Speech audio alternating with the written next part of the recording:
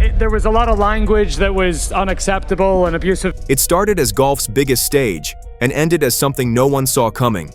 The 2025 Ryder Cup at Bethpage Black wasn't just loud, it was historic.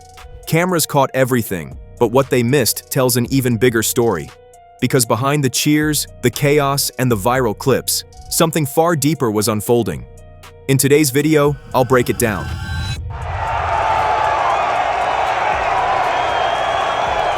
The 2025 Ryder Cup opened like a pressure cooker. Bethpage Black, a beast of a course and home to America's loudest golf fans, was primed for war. Team Europe marched in calm, but Rory Mcilroy, he was carrying every ounce of expectation from Rome 2023 on his shoulders. The chants started playful, echoing across the fairways like background noise. But by Friday afternoon, they had turned acidic. The same man once hailed as golf's golden diplomat now found himself the enemy on foreign turf. From the first tee, US fans taunted him with shouts about his failed marriage and his anti-live golf stance, a toxic cocktail of sports rivalry and personal attack. Still, McIlroy answered with his clubs. He drained a 20-foot birdie putt in the morning session, glaring at the crowd like he'd just silenced an entire nation. But the moment of dominance didn't last. Each hole became a verbal minefield, with fans testing how far they could go before crossing the invisible line of golf's so-called decorum. By Saturday, the line wasn't just crossed, it was obliterated. The stage was no longer about birdies and bogeys, but about one man versus an entire amphitheater of hecklers. The tension was so thick you could slice it with a wedge, and everyone watching knew this wasn't going to end quietly.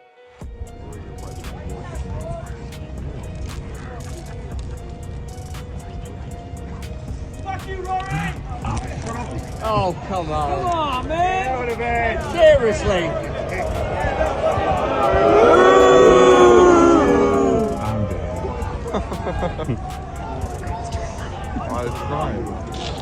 Day one's tension ignited like dry grass. By midday Saturday, the crowd at Bethpage Black was no longer watching golf. They were auditioning for a riot.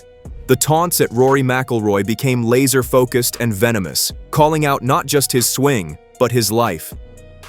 You, Rory!" one fan screamed during a backswing, captured crystal clear on cell phone footage that would later rack up millions of views. It was supposed to be banter. It became bullying. Broadcast commentators could barely keep composure. Jim Bones Mackay muttered that the atmosphere was getting out of hand, while others compared it to a football crowd gone rogue. The chants about his ex-wife, his accent, even his old rivalry with Patrick Reed, nothing was off limits. Every swing carried emotional shrapnel, and McIlroy, fiery as ever, refused to stay silent.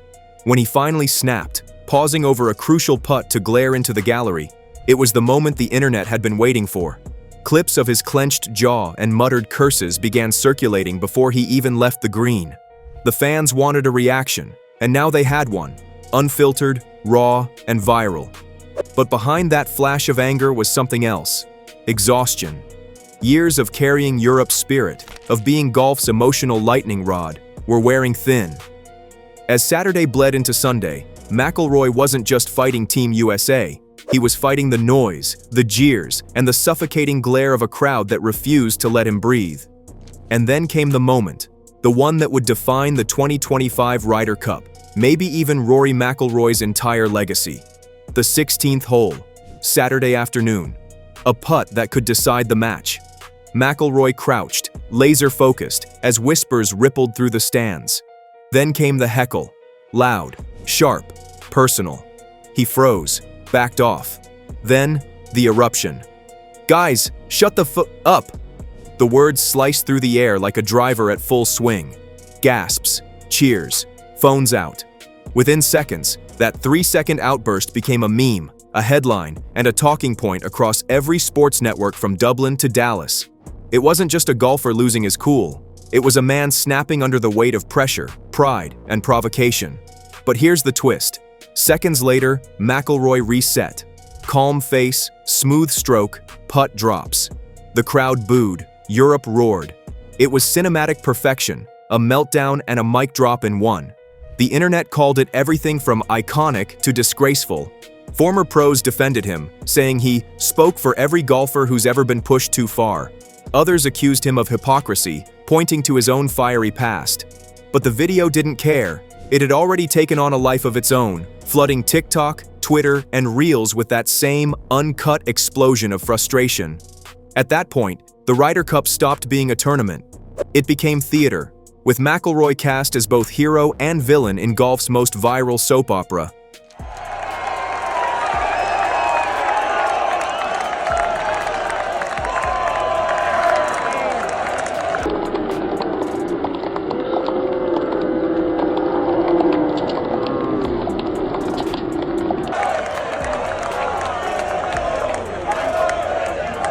Just when you thought it couldn't get uglier, it did. The Ryder Cup descended from heckles to hazards, and not the kind you find on the scorecard. Late Saturday, as Rory Mcilroy left the 17th green, a drink, yes, an actual drink, came flying from the gallery, splashing across his wife Erica's hat. The video, shaky and chaotic, hit X, formerly Twitter, within minutes.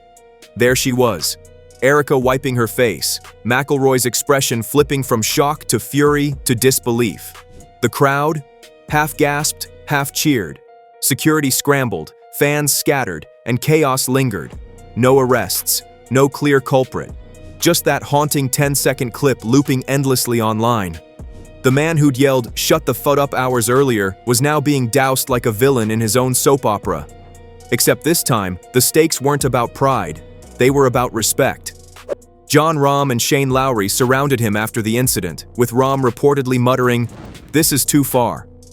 The PGA issued a statement within hours, condemning the behavior but stopping short of naming names. That silence said it all. The Cup had lost control of its crowd. And yet, McIlroy didn't walk off, didn't quit.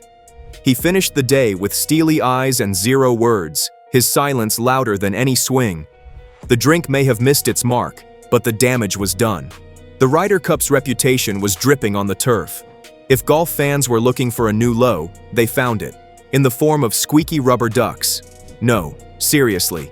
During Sunday's singles, several fans were caught squeezing tiny yellow ducks during Rory Mcilroy's backswing, the squeaks echoing through Bethpage like deranged battle cries.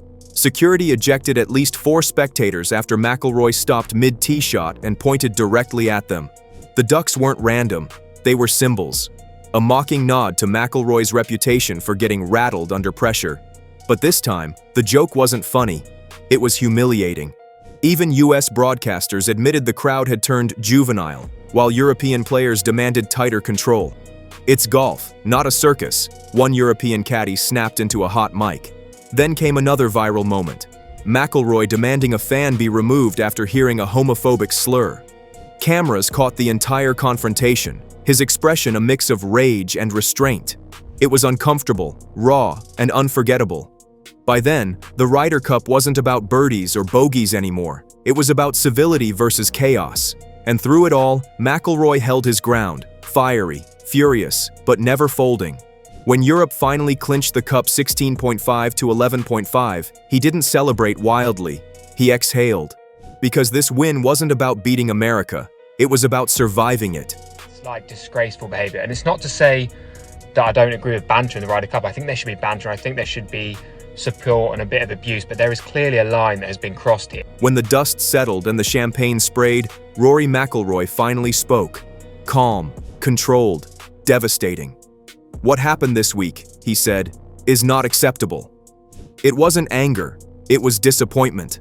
The man who'd faced chants, drinks, ducks, and slurs had every right to explode. Instead, he chose reflection.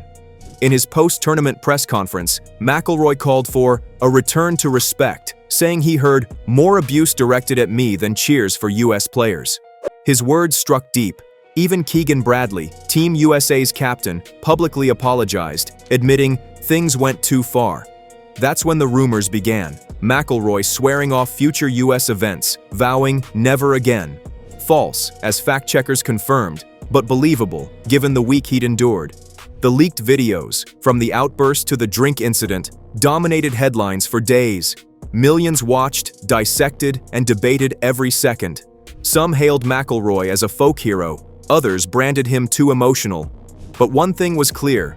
Golf's so-called gentleman's game had been dragged into the mud, and McIlroy's fury was the mirror reflecting it. Weeks later, apologies trickled in from US officials, promising better enforcement for 2027 in Ireland. But the damage was already viral. The Ryder Cup had become a meme war, a morality play, and a media storm, all starring one man who just wanted to play golf. What unfolded at Bethpage wasn't just a moment, it was a message. And when you see the full picture, it's impossible to unsee. Subscribe, because this story isn't finished, and the next chapter could shake golf to its core.